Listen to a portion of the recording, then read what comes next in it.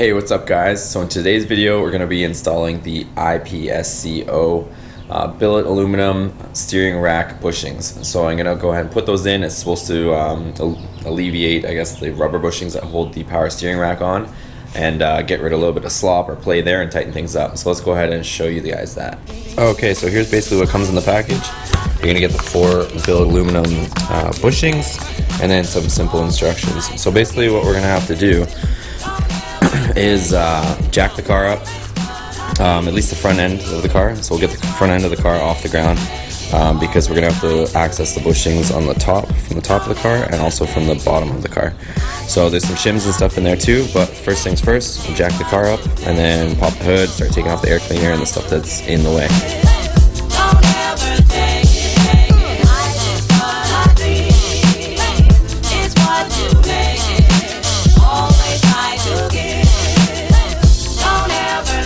Okay, so next we're going to remove the air cleaner assembly, which is very straightforward. You're going to remove this clamp, these clamps as well, this hose, and then these just 3 quick knobs here. So you just loosen these ones off and then this whole thing will come out. So let's go ahead and take that off. Oh, also this sensor wire too, you have to unclip.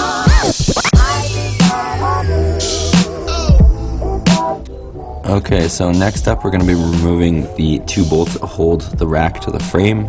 They're a 24mm bolt, or they're also saying in the instructions from IPSCO that you can use a 15-16 socket.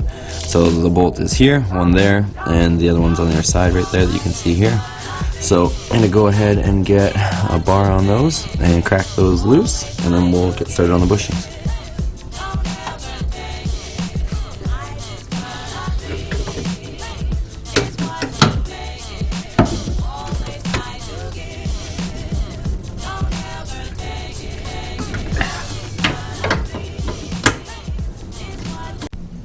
Okay, so the bushings is supposed to be pried out with a flat screwdriver or something for the corners, but just with me grabbing this with my hand, I just pulled this rubber bushing out with my hand without any prying or anything. So that might be a testament to just how loose these are in the actual rack itself. So let's go ahead and see if the other side comes out that easily. Okay, so here comes the bolt, but the washer seems to be stuck to the bushing on this one. But yeah, again, this this bushing just basically fell out. I didn't have to do any prying, so it doesn't seem like this bushing is very tight in there. Yeah, this just came out with the washer. I guess the washer's kind of been mated or made friends with this rubber bushing here. So let's go ahead and take out the bushings on the bottom and also be conscious of where these shims are that are on the bottom that we're supposed to keep an eye out for. Just as another quick side note too, when you do remove the passenger side, as per the instructions, you're supposed to keep an eye out for this O-ring that's going to be sitting on the bushing as well. So for some reason these are only on the passenger side of the car, but make sure that you don't lose this and that you keep an eye out for it when you remove it. Okay, so one more thing too, this is the driver's side, the nut welded to the bottom of the frame for the bolt that holds the power steering rack. Obviously you can see there's a nut welded there, and if I can get a clear image on this side, if I can get the light in there on the right angle, I think you guys might be able to see that. But there's no nut welded there, it's just kind of a hole in a slot and a thing going on there. So there's no nut welded there, and I heard this big clunk. And actually, if I can do this without making you guys or myself dizzy, this basically bolt thing, or not a bolt thing, but a nut I guess Chrysler just fires in there, and basically to stop it from turning, it's the exact size of that channel or area there. So I'm gonna have to finagle this thing back in there to get it to sit there and grab when I go to put the bolts back in. So I don't know if that's just my car or somebody got lazy or they ran out of nuts at the factory, but I don't see any remnants of anything going on in there. So just be keeping an eye out for that if yours has the same thing. Alright, so this is our next step here. Basically, you can see these shims that are hanging out of the bottom between the rack and the frame. So these are the ones that we have to be conscious of. So let's go ahead and slide these out. So that's what we have here. We have the washer, and then we have this shim. So keep those on that side for reference. And basically we just got to get the bushing out of there. But before that, So you can see that basically there, the bushing's falling out by itself. The shim in the washer has already fallen here on top of the frame by itself. Here we go. There's our shims. Shims in the washer. Okay, so there's nothing else up there, but that's basically that. And you can see that the bushing is ready to come out. So if I go ahead and stick my hands up here, hopefully. There we go. Yeah, the bushing literally just fell out by itself, so obviously not tight in there whatsoever. And if we go back to the driver's side,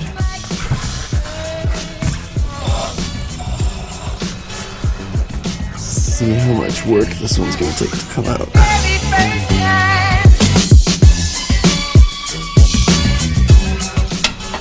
Alright, finally got that out of there. Okay, so here's everything removed and new pieces beside. So first things first, this is basically the order you're going to see things in. Obviously starting from the top, you have the bolts, the upper bushing, the lower bushing, the lower washer, and then the shims that are going to go between the frame rail, or the frame, and this lower washer. And same thing, so this is my driver's side, and you're going to see on the passenger side that I have 3 shims that went in there. So just make sure that you keep them in order, you have everything, because that's just the way it was aligned from the factory, obviously. So one thing to note is, like, you guys saw how those bushings basically just fell out of there for the most part, except for one of them, but yeah, they're not that tight of a fit. But if you look at my driver's side, obviously these bushings are black. You can see this one here, black, black. This one has a ton of aluminum on it, so it's just been bouncing around in the rack, or the rack's been bouncing around on this bushing, and just wearing kind of the inside of the rack, I would assume. So both the upper and the lower will show signs of that with this kind of aluminum color that they have all on them. So definitely not a bad idea to replace these. I don't know if it's going to be something I'm going to feel necessarily, but some people claim that they do feel it. So putting these solid aluminum ones in here should be a lot better. So let's go ahead and get these out of the package and put them side by side. I don't have a mic or anything like that, or caliper, so I can't exactly measure that for you guys right now, but let's just see visually if we see anything next to each other. Okay, so there's the old next to the new. Not much obviously visually that we can see, but again, with my car being one of the newer Gen 2s with the 2000, these bushings are also dry rotted too, so you can see there, yeah. So you can see all the cracking in the rubber that this thing is. The rubber's basically dried out at this point, and just me prying it out, it's just sitting there tearing away, so it's all just crumbling. So that would probably show, yeah, you can see I can just rip it and tear it just like that, so there goes a chunk of it there. So yeah, you can probably tell that this one obviously is dried out, and that's why it's got some of this aluminum wear on it too from slapping around in there.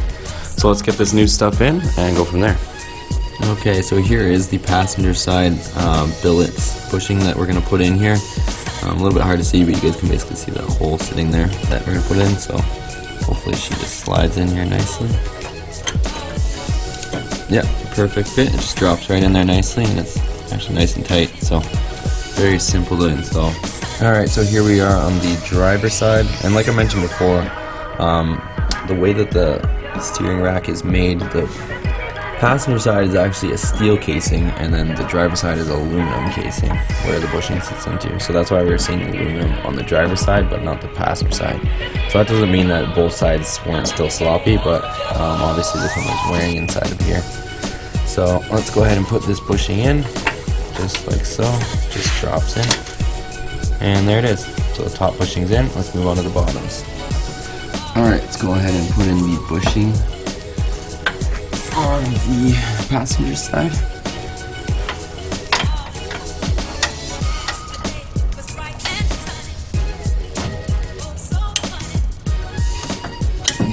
Okay, so the bushing is in this side. Alright, and the driver's side bushing.